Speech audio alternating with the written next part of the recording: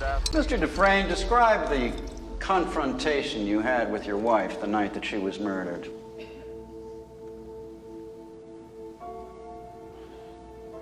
It was very bitter. She said she was glad I knew, that she hated all the sneaking around. And she said she wanted a divorce in Reno. What was your response? I told her I would not grant one. I'll see you in hell before I see you in Reno. Those were the words you used, Mr. Dufresne, according to the testimony of your neighbors. If they say so. I really don't remember. I was upset. What happened after you argued with your wife? She packed a bag. She packed a bag to go and stay with Mr. Quentin. Glenn Quentin, the golf pro at the Snowden Hills Country Club. The man you had recently discovered was your wife's lover. Did you follow her?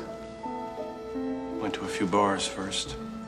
Later, I drove to his house to confront them. They weren't home, so I parked in the turnout and waited. With what intention? I'm not sure. I was confused, drunk. I think mostly I wanted to scare them. When they arrived, you went up to the house and murdered them.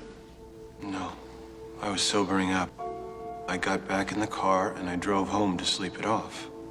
Along the way, I stopped and I threw my gun into the Royal River. I feel I've been very clear on this point. Well, where I get hazy is where the cleaning woman shows up the following morning and finds your wife in bed with her lover, riddled with .38 caliber bullets.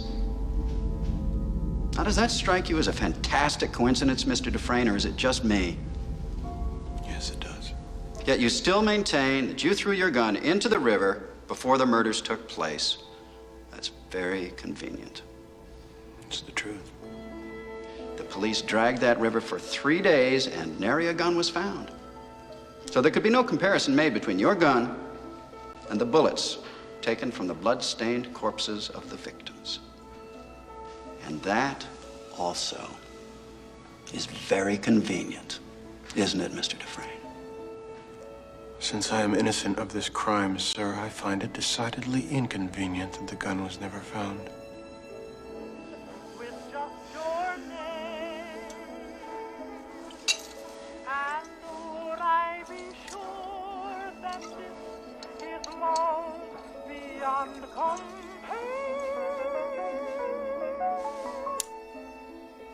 Ladies and gentlemen, you've heard all the evidence. You know all the facts. We have the accused at the scene of the crime. We have footprints, tire tracks. We have bullets strewn on the ground which bear his fingerprints.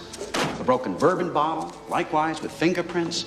And most of all, we have a beautiful young woman and her lover lying dead in each other's arms. They had sinned. But was their crime so great as to merit a death sentence? Now, while you think about that, think about this. A revolver holds 6 bullets, not 8. I submit that this was not a hot-blooded crime of passion. That at least could be understood, if not condoned. No, this was revenge of a much more brutal and cold-blooded nature. Consider this: 4 bullets per victim.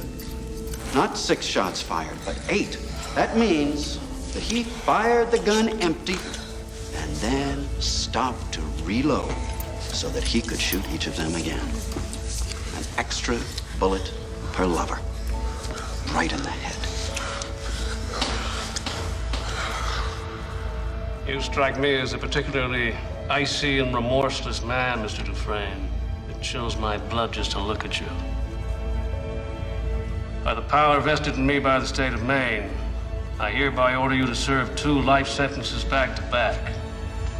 1 for each of your victims. So be it.